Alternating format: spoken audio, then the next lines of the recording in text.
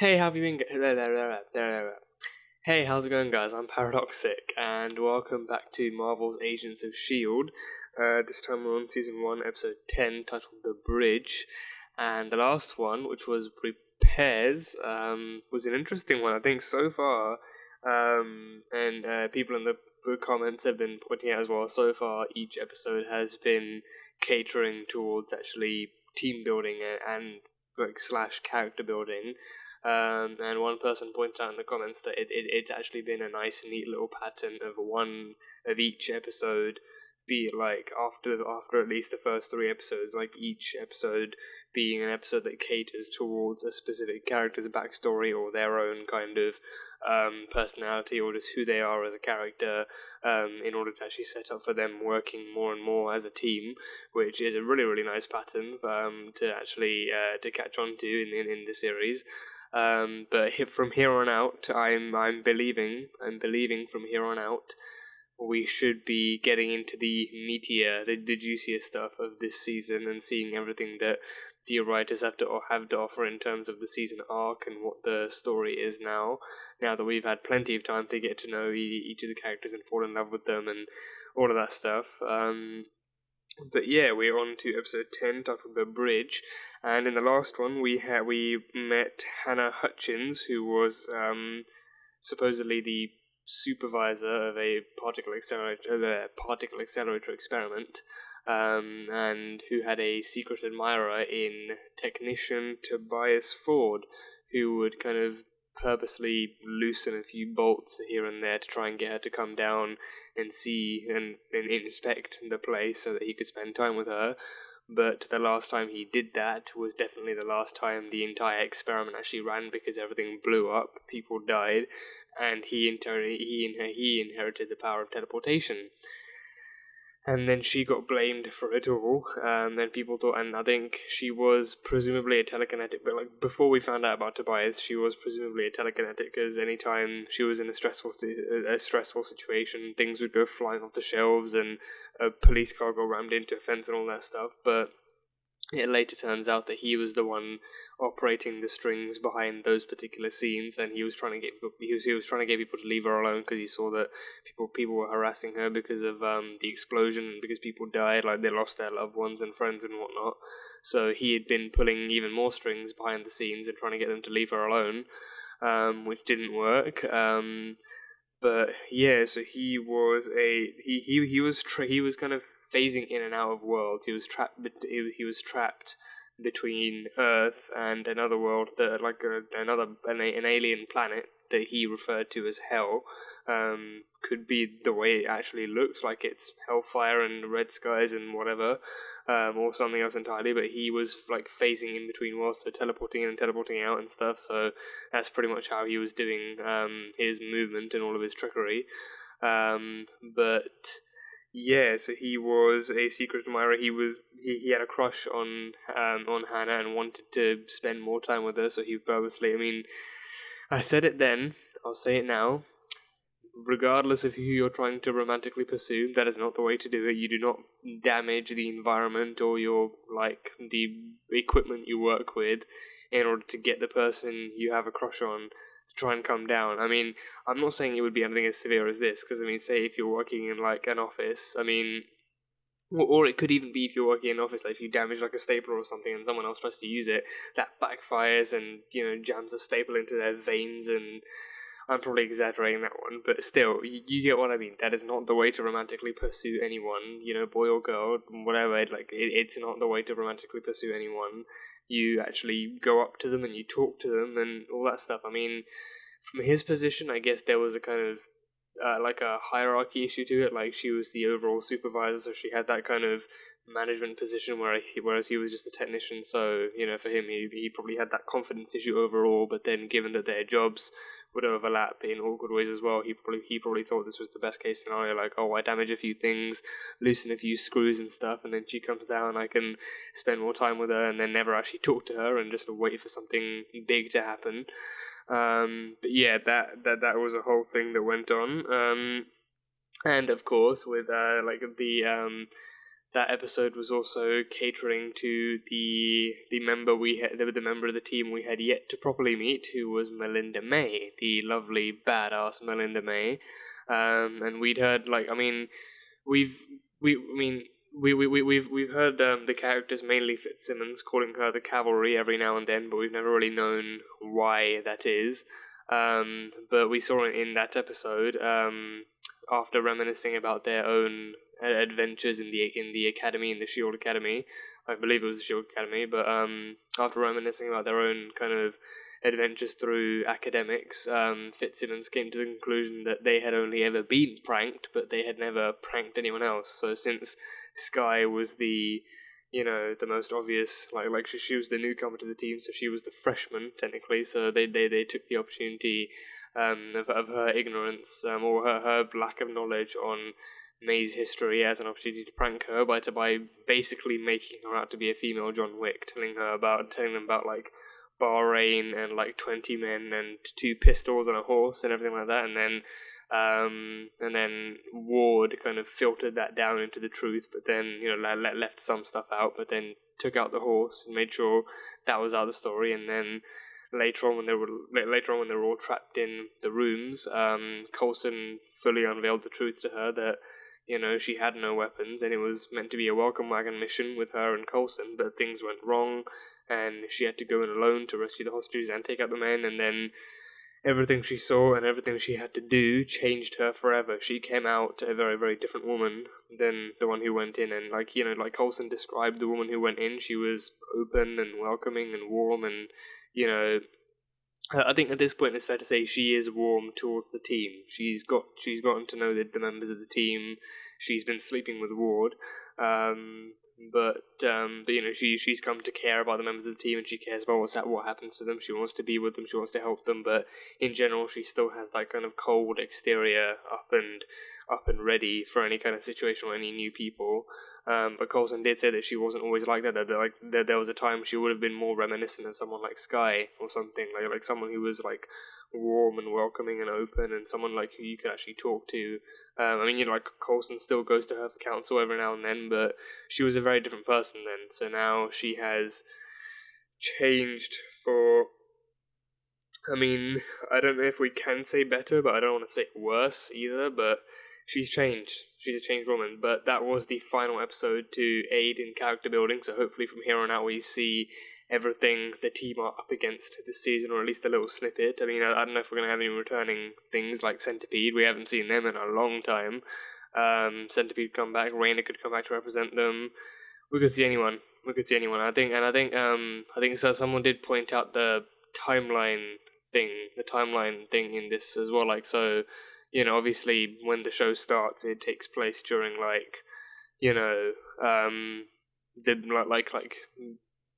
2012 at some point, when the first New York battle takes place in the Avengers, and then a few episodes back it was the end of Thor 2, so that would be 2013, right about late 2013. So how we progress from here is, I think, what comes after Thor 2? That's Captain America the Winter Soldier, right? I think so, yeah, because Iron Man 3, then it's Guardians. I think Guardians is Phase 2, and then Thor the Dark World, yeah, and then I'm pretty sure it's Captain America 2. Pretty sure it's Winter Soldier. So then that means we could be getting in. I don't know if it's going to be this early, but we could be getting into the Hydra stuff now, Hydra taking over Hydra having been inside S.H.I.E.L.D. the whole time. I don't know how they're going to pull that off in this episode, in this season, but that is something I'm looking forward to, given how we know how much it changes everything. I am looking forward to seeing how they pull that stuff off. But yeah, that is pretty much all I have from the last episode. So episode 10, The Bridge. Let's cross it. That was a really, really bad pun, wasn't it? That was a terrible pun. Let's just go. Whoa! Centipede is back! Oh crap, Centipede is back, and they've got new soldiers. Time to go. Yeah, they got new soldiers. They got actual soldiers. They have actual soldiers. Sir. Oh crap, yeah, this is not a good sign. Oh, this is a rescue mission. They're breaking him out of prison. Okie dokie. Agent May specializes in private. And hey, with her expertise in espionage, she could really help. Especially with combat. Oh, jeez. Oof. Damn. Ugh. That's faint. Very nice. I read your file. She's a finesser, you can tell with that, No, you with can't that get left. foot swipe. She's a finesser. Damn, pushing a whole tractor. Or whatever the hell that is. Oh, it's Mike! Did I beat Captain America's time? Not even close. Damn, what's Cap's time? They're probably like 5 seconds. I mean, he's not a speedster, but with that man's strength. Hey, Mikey boy, how you doing? We need you to suit up. He gets a suit. He gets a suit. We agreed to protect her from the truth, so I told her you were looking into it. She may come to you. Oh, so you lied to try and keep her further from the tracks. Agent Coulson. Just saying, this could easily go sideways. Well, how about you give him a shot before you judge him? Raging homicidal maniac. He's standing right behind you. He's standing right behind me. Mr. Peterson? This is Agent Grant Ward. I need to understand your limits, for your sake as well as my team's.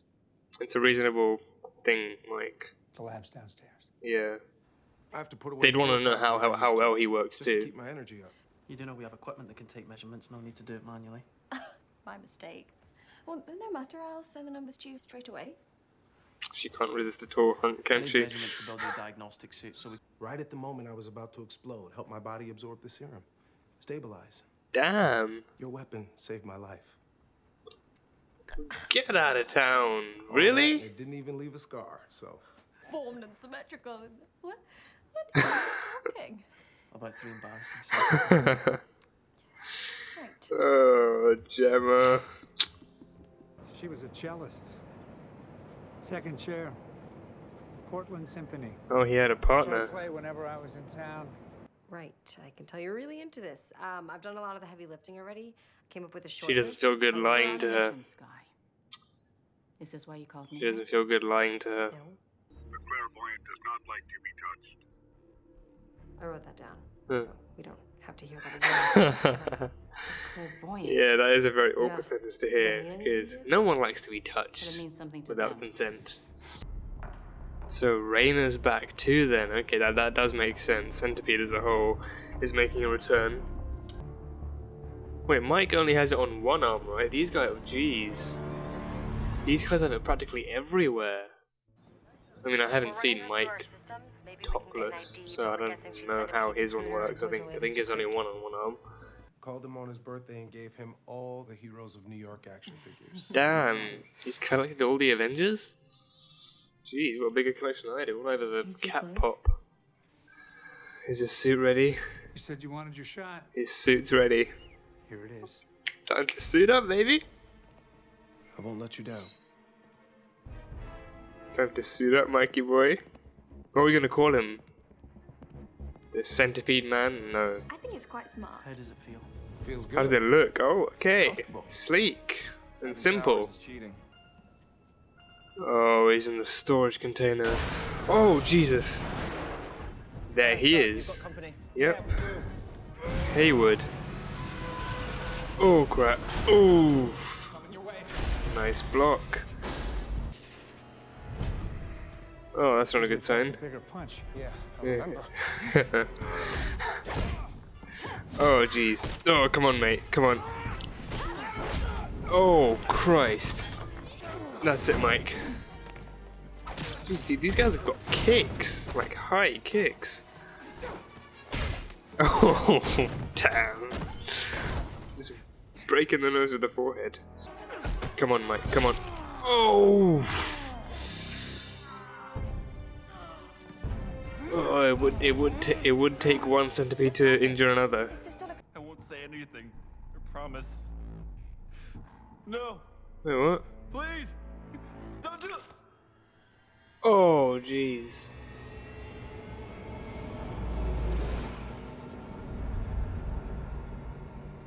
Oh, they executed him. He hasn't been injected with a serum in a while, but he still has his powers. Yeah, because he's stabilized, Raina. What he has is your key to stage 3. A stabilizing agent, or because I assume for them to keep their subject stabilized, they have to keep injecting them with the centipede, keep the level steady, One on the but left they don't is know Killer what Amadeus. Fitzsimmons did. Hayward's is on the right. Hayward's prosthetic is the same internal power source, backscatter capabilities, and biomechanics. There's Armador. Yeah, I figured that the eyeball thing did remind me of her employer's execution. Former S.H.I.E.L.D. agent. They're one step ahead of us every time. I need to update HQ. Maybe they've just got Eobard Thorn levels of planning. Like, their plans have plans. The last person who tried to learn these things got a knife for it. I don't want to have to do that again, Raina. You have such pretty eyes. Oh. Also, the person he stabbed in the steak restaurant, they tried to ask about the clairvoyant. Don't even whisper to me about him. You have to decide why you're here. We have a mission, and it's not to find your parents. If you can't put aside your personal attachments, then you shouldn't be here. Oh, May. Coulson. Jeez, you're keeping all the stuff from her, and then other people pay the price for it, and then they blow up in her face. Sky, no. No, Sky, don't tear it up. You can still look for her. Oh, damn it. Maybe he's better off without me. I don't think that's true. No, Mike, no, you can't think like that. When I took this job, I made a choice. He's still gonna want to see you. You're his Same choice father. everyone else here made.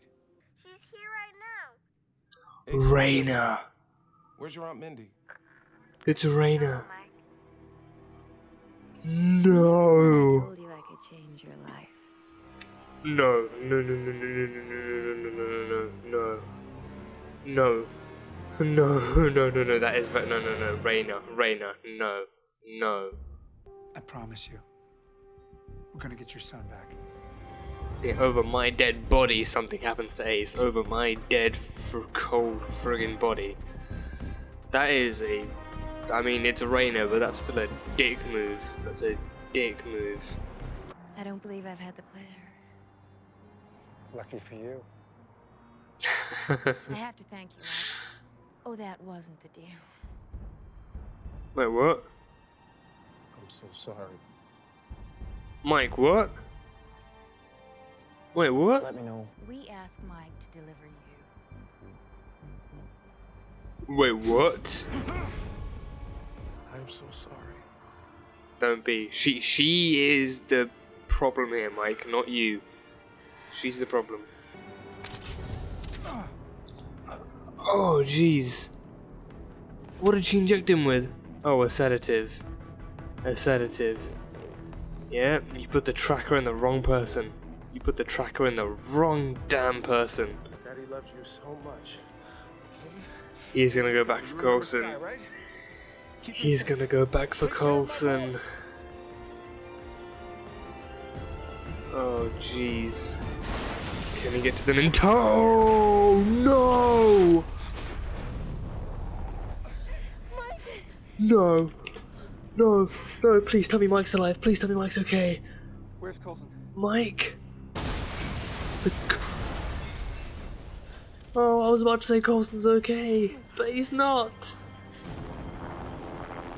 Oh, there's some. Oh, they took Coulson elsewhere. They took Coulson on the chopper.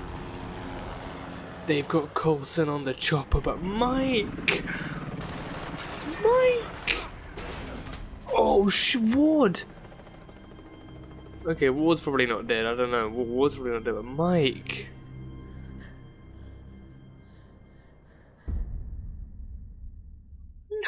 No. What do you want? We want you to tell us about the day after you died. More like Tahiti? The magical place? I don't know. Oh god. They actually killed Mike. I mean, I don't want to jump to conclusions because we only just got him back, but that makes it even worse. We only just got him back and they kill off Mike. I mean, I'm assuming that's what happened. I mean, there's no sign of him having survived the blast. And Coulson getting killed off. That would have been a very, very unlikely thing. So I like in the moment I was very panicked. Like, wait, no, don't tell me they killed off Coulson as well. But no, he was just like they took him to a separate chopper and flew off with him. But Mike may well have been killed in the blast. No. Oh God. I think that was definitely a countermeasure. They probably knew Mike would try and pull off the whole hero act and try and save Coulson in the end. So they had to put in a little explosive countermeasure to deal with him just in case he did pull off a last minute kind of stunt. And they planned ahead pretty well, and he paid the price for it. Oh Christ, Mike. Oh, so Mike is gone then. Mike has actually got, it sucks even worse because, so for one thing, right, Mike returning was something I didn't see coming. Mike returning, that was a great thing for me. I think, like last time we saw him was obviously the pilot, and for me, there was a huge gap from between when I actually first saw the pilot and when I actually started doing the reactions from episode 2 onwards, so my details on that were vague, but I was reminded by people in the comments, so that was a great help. But I don't specifically remember seeing Raina in the pilot. I think people pointed out the other doctor that she left out in the hallway to burn Scorch's hands. She was in the pilot episode, but I don't specifically remember Raina in the pilot episode. So I think episode 4, I believe it was that the one with Scorch and everything? I think if I can remember the episode titles, then I could probably get it in. Episode 5 was the go. Yeah.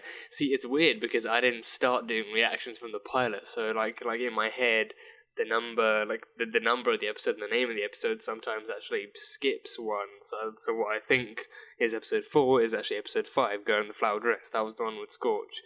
The other doctor, she died, but Raina, I don't specifically remember her in the pilot, but she may well have been there. But yeah, Mike, and it was so good to see Mike like how well he was doing the like from here as well, like seeing him like doing his training, pushing that tractor thingy along, and asking if he had beaten Captain America's record. Don't even know what Cap's record is for a tractor run. Knowing that man, probably like less than a minute, or probably like just about a minute. But yeah, the guy said not even close. I'd say roughly for Mike in that scene. Obviously that with all the cuts, it wouldn't have been pinpoint accurate. But for Mike, like with how long he was running with that thing, it was probably like a minute, maybe a minute 20 or something. So that's probably not even close to Captain America's. He's the very first official super soldier. So yeah, but Mike was working actively with Shield. He was training to become like a member of Shield, like an agent of Shield. With that kind of training, likely an actual field operative, like working in combat, like May and Ward and whatnot. But obviously, with the addition of his Centipede enhancements, and I think that's cool as well. Like the Shield training program is not just like there's likely the basic section for actual like a normal human level people as well, like like basic combat training and basic kind of like whatever weightlifting or like muscle building regimens. But then like for enhanced people like Mike, they've got the more enhanced kind of training schemes as well. Like like some people would be pushing like a wheel along or like pushing a box or something. Enhanced people like Mike, you just push a whole tractor along a field, and then they measure your time in doing that. So that is very, very cool to see. I think it's just like a way of actually incorporating everyone they can into the agency properly. And I guess it could kind of count for like inclusivity, because I think what Mike's first episode showed us, like what the pilot episode showed us, was that people like Mike can have abilities like that, but then they can be totally lost after they receive them and not know what to do with them and try to fit in a world like that. But then could still be totally lost, and they could do more harm than good without the right guidance. So with S.H.I.E.L.D., like, finding people like that, not just indexing them, but giving them the opportunity to work for S.H.I.E.L.D. and then training them to work at their best and understand their limits and study their powers and stuff, like, it's actually, like allowing them to be better themselves, and also giving them job opportunities pretty much as well. So that's really cool. And again, yeah, it showed us that Mike was working to be better himself. He knew the last time he saw the team, he wasn't in a good place. He was very, very physically, he was close to exploding, and then mentally, he was just stressed out beyond relief, and even internally close to exploding as well. So, last time he saw them, he hurt a few of them. He caused some damage, and they had to sedate him just to stop anything from going fully haywire. So, coming on board, he knew that. He did kind of anticipate that. Like, he knew with the ward and the team, he knew the last time they saw him, things were pretty hectic and pretty tense. So, he actually did take the time to address that. I know the last time I saw you guys, I did do some bad stuff, but I want you to know that, I'm grateful for, the fact that, he knew, he knows that S.H.I.E.L.D. was the best place, the best agency equipped, the agency best equipped to deal with, an individual like him. So, he was grateful for the position they took and the stance they took on the whole situation, for what they did to try and help him. And now he's repaying the favor by working with S.H.I.E.L.D. and allowing them to understand how his abilities work and using his powers for the greater good. So he is becoming a better man himself. And even originally, he never wanted to hurt anyone, but he was just, he was given powers and also being dealt shitty hands from life, left, right, and center. So, anger was is commonplace in those kinds of environments and in those kinds of mindsets. So, yeah, but he also got a new suit as well. So that was cool to see. But one thing I didn't see, or didn't really kind of think of, is the fact that something that surprised me was that Fitzsimmons were the ones who actually stabilized his spontaneous combustion element to the Centipede serum. They the weapon they created to try and sedate him is actually what kind of froze the combustion element inside him and actually kept him from exploding. So with Centipede's current thing, with their new 3 soldiers, I assume, or now two soldiers, I assume the thing is that they their way of the way that they found of stabilizing their soldiers is to just keep them pumped up with more and more Centipede serum, and they don't know what Fitzsimmons did. They don't know any other kind of active stabilizing agent. So all they can think of is to get them back under the microscope and to get them juiced back up on more Centipede to keep the level steady and to manage that kind of strength level. So I think if that is the case, I think because again, they didn't specify why they wanted Coulson in the end, but I do think on the one hand it could be competition. On the other hand, they may know that they could know that S.H.I.E.L.D. intervened with they could know that S.H.I.E.L.D. since S.H.I.E.L.D. intervened with Mike at Union Station, they've had no contact with Mike, so they've had no opportunity to refill him on any Centipede juice. But since then, he hasn't even exploded either. He was their first test subject. All other test subjects had combusted and just gone awry. But Mike is the only one who they've only interacted with that one time. Then Mike's been caught out by S.H.I.E.L.D., but they haven't been with him any time. But he still hasn't exploded. So logically speaking, S.H.I.E.L.D. must have done something, either intentionally or unintentionally, that could have stabilized him somehow. So on the one hand, it could be that they do also see S.H.I.E.L.D. as competition. S.H.I.E.L.D. is the one taking down all their buildings and all their experiments and whatnot. And then they keep fighting to put more back up. But also S.H.I.E.L.D. could have the key to stabilizing their serum, because surely having to create more serum to keep the levels steady and to keep them stabilized that way. Like that takes more time, and that like takes away more serum than like from the batch they'd like to use to actually create new test subjects. Instead, so they would likely want a more like like a more affordable slash like a more efficient way of actually stabilizing them, as opposed to just adding more and more and more in over time. But yeah, so Fitzsimmons was the ones who stabilized him. Centipede returning, that was also that's also something that's like not been long overdue, but it's just been something that we haven't seen Centipede in a while, so it's a nice kind of reminder that they are still working in the shadows and whatnot and still doing their own thing. So it is good to see them back as a whole and to advance that story a lot further. But the prison rescue was for Edison Poe, who was a tactical strategist in the military, and he is also a violent person. Like I think he warned Raina against asking him more about the clairvoyant, because the last person who did that got stabbed in the face, or stabbed in the eye specifically, and we know from Coulson's report on him that he was having lunch or something in some kind of steakhouse, and then he stabbed the guy he was having lunch with in the eye with his knife, and then went straight back to eating. So we now know that Edison Poe is the one who comes into contact with the clairvoyant under the condition that he doesn't tell anyone else who or what the clairvoyant is or what he's like at all, apart from the fact that he's a he, so we know that it's a guy. But yeah, so people who ask about the clairvoyant apparently die, and I don't know if it's exclusive to a knife through the eye, or if that's just what Edison Poe's style is. Like maybe he switches it up, and maybe it's just a knife through the ears or something. I mean, I don't know, but he stabs people who ask about the clairvoyant to the point of death. So the clairvoyant is not to be touched or to be asked about in any way. So yeah, so the clairvoyant, I mean, so Raina wanted to use, I think originally maybe like, I mean, she said she wanted Edison to contact the clairvoyant to see if he could find someone.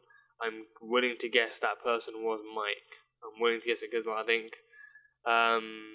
wait, was that before or after? No, I think that was before the containment thingy with Hayward, right? Yeah, with Brian. I think that was before the Brian Hayward thing. So that, I mean, who else would that have been for? I don't know. She said she wanted to find someone. I personally don't remember if she actually said who or not. But I mean, I'm thinking it might have been Mike or maybe Coulson. But yeah, either way, she wanted the clairvoyant to actually. It's seriously late at night, so it's like some stuff is just like I'm still trying to process some stuff, and this is like the last thing I have to record and everything. So apologies for leaving stuff out or misinterpreting some stuff. But where was I? But yeah, so the clairvoyant does have the ability to find people. Now, whether like it's specific type of people or like, because I mean, the definition of clairvoyant is pretty much someone who's able to perceive things beyond the normal five, right? Yeah, five senses of like the human, like the basic five senses of human capability. Like someone who's able to sense things outside of that, so they can see into the future or find other people, or hear things. I don't know. Do they have supernatural powers of perception? Pretty much. So the clairvoyant could very well. I mean, it could be some kind of superpowered individual, someone who actually can see into the future, or someone who actually can see like other people. Like maybe their mind is like a mini portable cerebro, like what Professor X has. Like no matter where they are, or maybe that person has their own cerebro going on, so they just put like a headset and they just like look for like people under specific categories. Like, okay, so I need someone who died a long time, like a year ago, and then they got brought back to life somehow, and they work for S.H.I.E.L.D. and all that stuff. So, okay, searching, S.H.I.E.L.D. died a year ago, Phil Coulson, or something similar for Mike.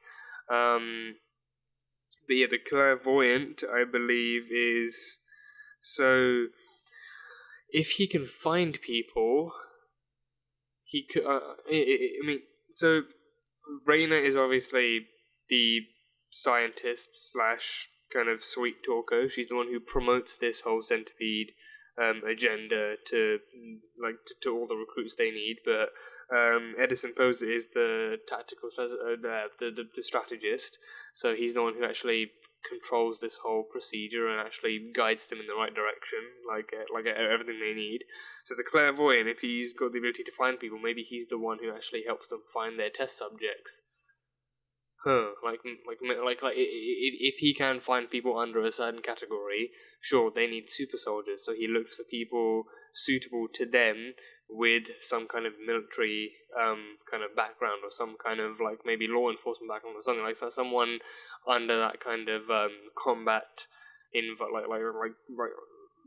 someone who has experience in high forms of combat, or just basically someone in the military, someone suitable enough to be a soldier but also suitable for their cause. And then Raina goes out to meet them, sweet talks them, all of that stuff, and then brings them back and does all the other doodahs, and then that process starts over again.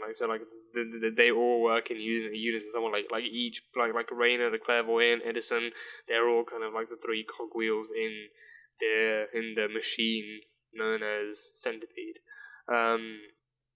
So yeah, I mean, whether or not soon enough, I assume we'll be able to meet the clairvoyant at some point, but when that is, we have to wait and find out. But Mike, more on Mike.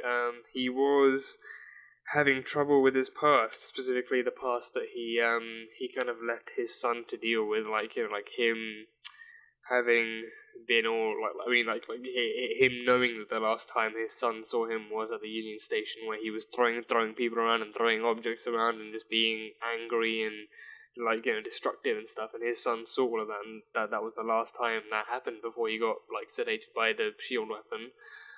So in his mind, that's probably what his son remembers, and that's probably what his son's going to remember him for. And if he ever tries to call him up again, he's just going to be scared that something's going to go wrong with Daddy again. So that's why he's been like that. That was why Mike was so hesitant to actually go back and actually visit him, and just kind of restrict himself to phone calls, so that way he wouldn't actually have to show his face that his son might be scared of, but he could just kind of talk to him calmly over the phone and see how things are going with that. But yeah, I think from the pilot episode, I think they just did a good job of actually showing that Mike was given.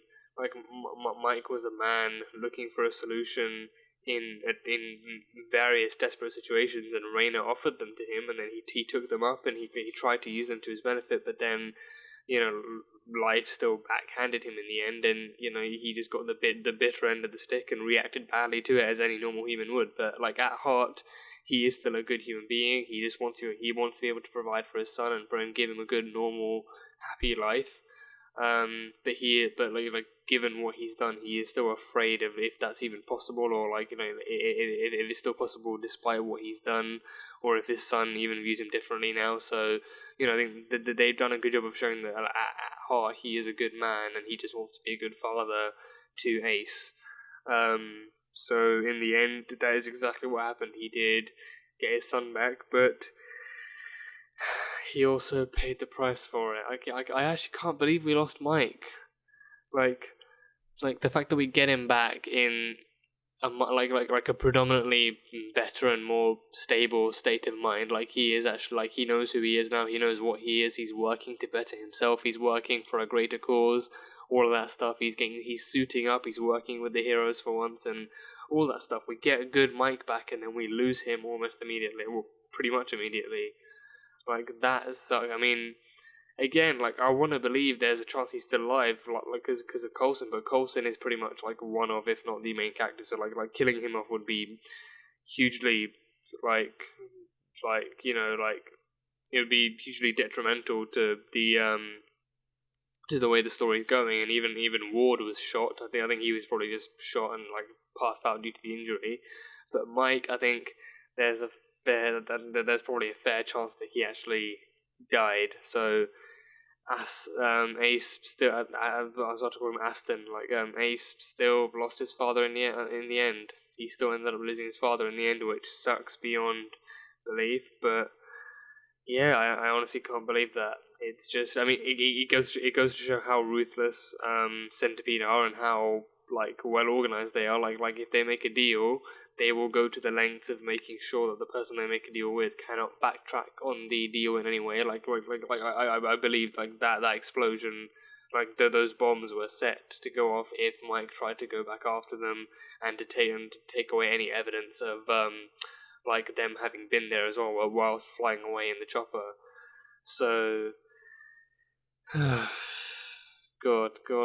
I mean, again, I mean, I'm gonna do it, but I mean, I still want to believe that Mike is somehow alive because I honestly can't bear the thought of Ace losing his father so soon after having gotten him back. Like that seriously sucks. And like, honestly, I think that would kind of just be like really like kind of lazy writing. Like, oh, you bring back like a once unstable man into a much better man, like a man fighting to protect his son and to actually get back together with him, and then as soon as he gets the chance to do that, you just go kaboom on his ass.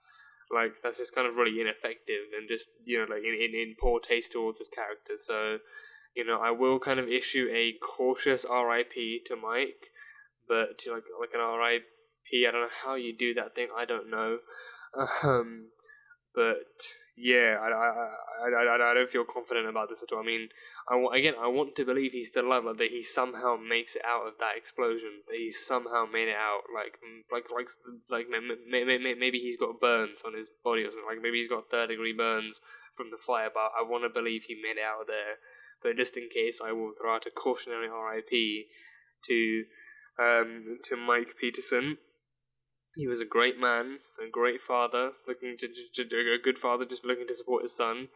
He got dealt a crappy hand in life, but he still bounced back from it with the help of S.H.I.E.L.D. and he learned to better himself as a human being as well, and he learned to fight for the greater good alongside S.H.I.E.L.D. So I do hope we see him somewhat resurrected or somewhat kind of, you know, escaped from those explosions on the docks. But we'll see. We'll see. But yeah, Centipede are also using the iTech that Aquila Amador was using back in I Spy, and I think they are working with those people as well. So, I mean, either they're working with them or they somehow got their hands on that kind of technology and then they incorporated that into their Centipede soldiers. So, yeah, I mean, I had a feeling when that scene rolled around, like when you know, when they showed Brian suddenly talking, but then they showed his point of view, it was like a computerized kind of screen. Like, you could tell it was different from like an actual human eye looking at two people.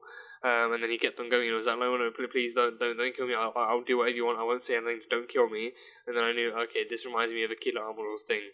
This reminds me of Amador's thing. And then his eye just went to the side and popped up and all that stuff. So I was like, yeah, that's definitely the Amador tech. That's definitely the I Spy tech.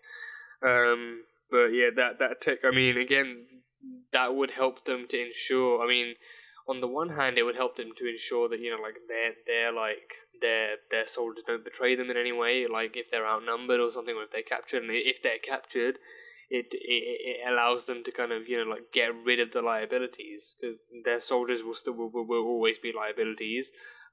Even outside of capture, like, you know, like whenever they go out into the field, they always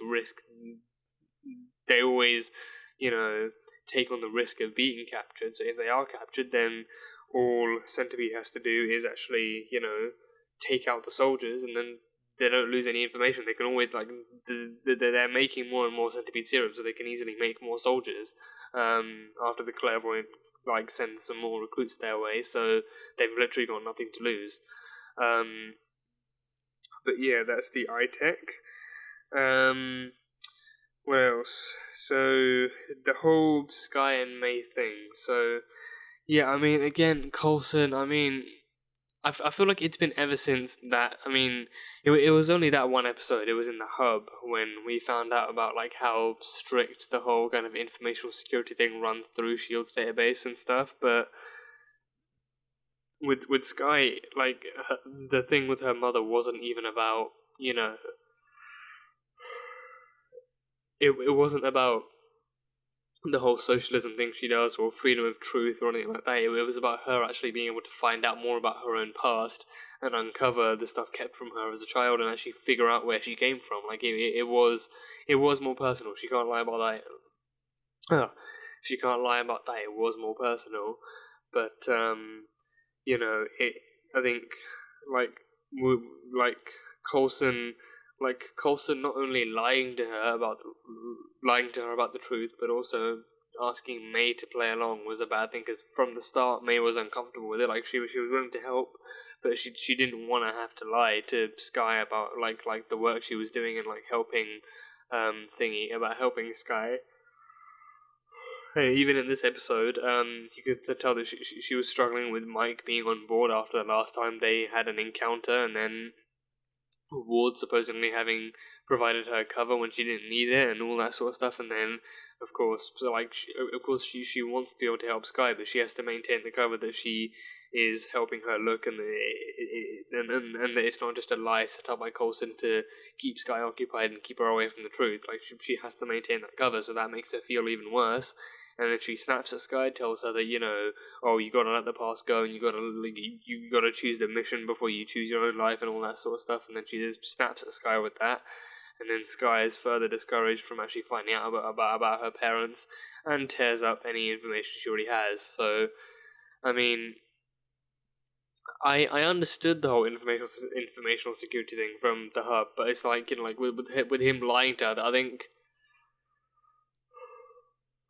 I think he should have found a way to tell her what he could in that time, and then tell her that he'll keep looking, as opposed to telling her that it's all he knows.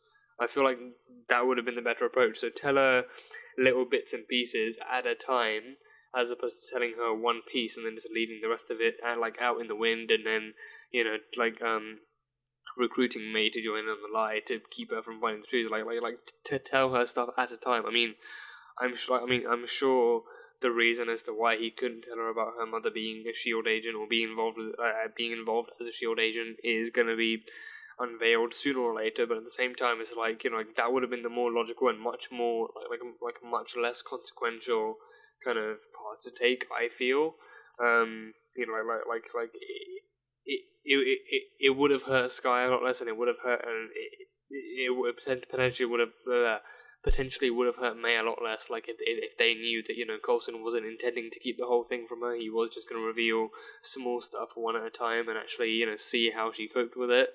But again, information security, I think that stuff still makes sense. So it's not exactly illogical for him to factor that in when telling Sky about her parents and her mother and everything.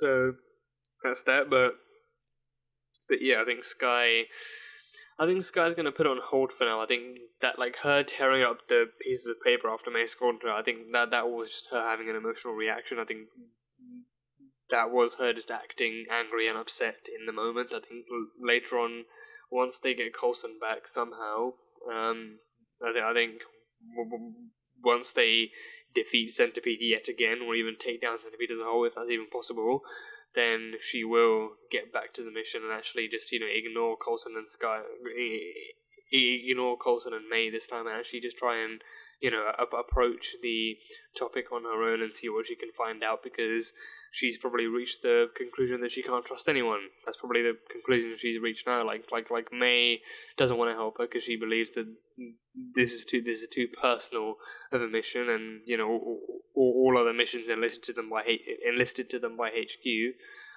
should come before this. And then Coulson won't tell her anything else. Like he'll tell her a few tidbits here and there, and then just leave the truth out in the air for her to stay away from even.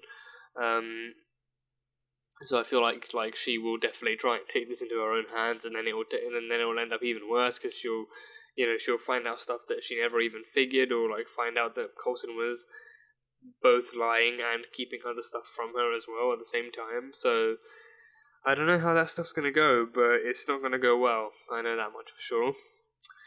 But that's that.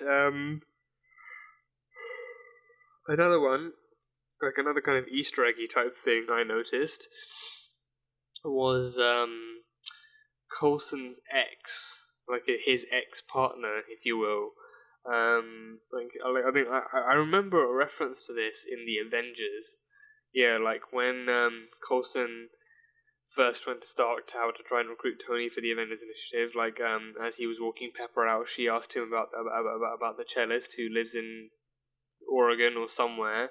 And then when they were on the helicarrier and he was walking in with Tony offered to get him like a private plane to wherever so that he could meet her. So I do remember references like for her from the movies, but I don't remember any kind of intricate backstory on that. But I think maybe it was before he became a SHIELD agent. Like he actually did have some semblance of a normal life. Like he did have a partner, maybe a wife. I don't know. Like maybe a wife, maybe a fiance or a girlfriend or someone. Just a partner who he did love very much, and she was a cellist. I think cellist. I mean, so they play the cello, but they're still called cellists. Yeah. I mean, me being me, I would think, you know, or maybe even you guys still like thought it at one point. I would think that they're called celloists, but cellist seems, I don't know. I mean, officially that is the name, so you can't really argue with that. But cellist does somewhat seem, you know, less accurate for someone who plays the cello. You know, like there is an O there. So anyway, that's a really minor detail I'm nitpicking, but he did have a partner before he died, and before, like, presumably like starting from before he joined SHIELD. But then once he joined into SHIELD, he had a lot of other priorities racking up against his personal life. So he had like time taken away from being able to be with her, and then he died, and then when he came back to life, he never even told the Avengers. So that had to be kept under wraps and everything. So, you know, that kind of stuff, like he couldn't tell her either, because then I think he said like he'd been gone for months. So, I mean, I'm assuming that's the recovery period in Tahiti. That Fury sent him on, that was probably for months. So I think maybe by the time he came back, she had already moved on, or maybe. Or either she had already moved on through being alone, like through being a single woman, but then he figured it would be too intrusive to barge back into her life after months, and then, you know, like, have to explain everything. So he just like he kept tabs on her, but he still left her alone. Like maybe she had moved on to someone else, and he still kept tabs on her because he still cared about her. But, you know, I think that is also a nice kind of little Easter egg to Coulson's life as well, that he actually did. I mean, we met back in episode 2 that like that military woman that he used to have a thing for, and like he used to have a thing with. There was her, but I think she was a lot more like, again, like she was a lot more in the same field that he was. But the cellist was just someone he fell in love with,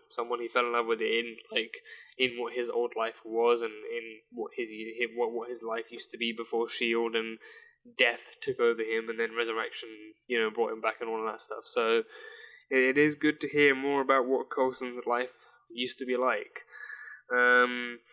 But yeah, that is pretty much all I have from this. I mean, it's just really kind of late at night / early in the morning, so I'm just kind of like too tired to think about anything else, and I can't really think of anything else that needs mentioning. But this was a definite it was nice. It was definitely nice to see Centipede and Mike's return. Definitely a nice kind of way to bring them back into the mix as well. After a good few filler episodes, that still take the time to explore each of the characters, it's very good to see what the story itself has in store for the agents now. So it's just a really cool way to bring back in Centipede and see what they're offering the rest of the season. But once again, a very, very cautious RIP to Mike, but here's to hoping that we'll actually see him again, maybe in the next episode or the coming episodes. Hopefully he actually did survive that blast, but if not, then a cautious RIP to him.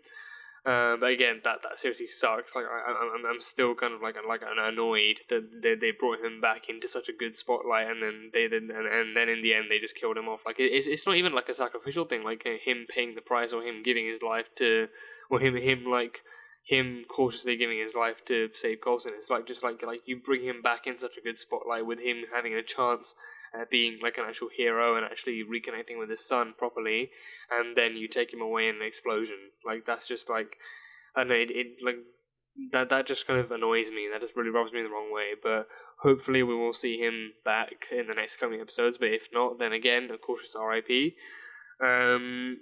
Going to be interesting to see what Centipede actually does to Coulson, and seeing like where like what kind of torture methods they use on him. Like they said, they want to know what happened to him the day after he died. So whether that's to do with this with the kind of scientific aspects of his resurrection, or whether that's to do with something else, we have yet to wait and see. But I do think, I think it could very well be with his to do with his resurrection. Like it could be to do with like what they actually used to bring him back, because that is something I've been wondering as well. I assume I assume that they used some alien technology to try and bring him back. I don't think that they actually have anything on like that's actually man-made, that's advanced enough to actually support resurrection from death.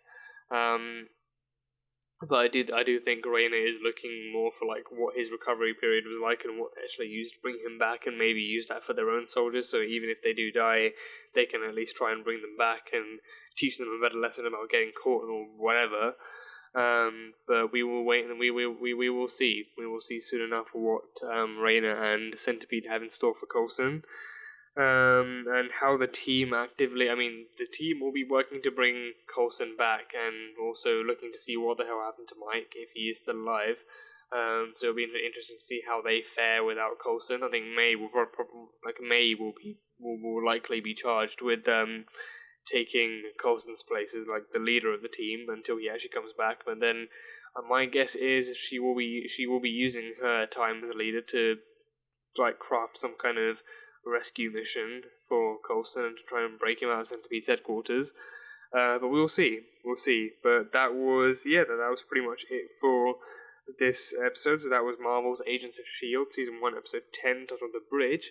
So thank you guys so much for watching this video. If you guys enjoyed it, then salt and burn that like button. Comment on what you thought of the episode and what you think is coming up next for our Agents of S.H.I.E.L.D. And yeah, that's it. So I will see you guys next time.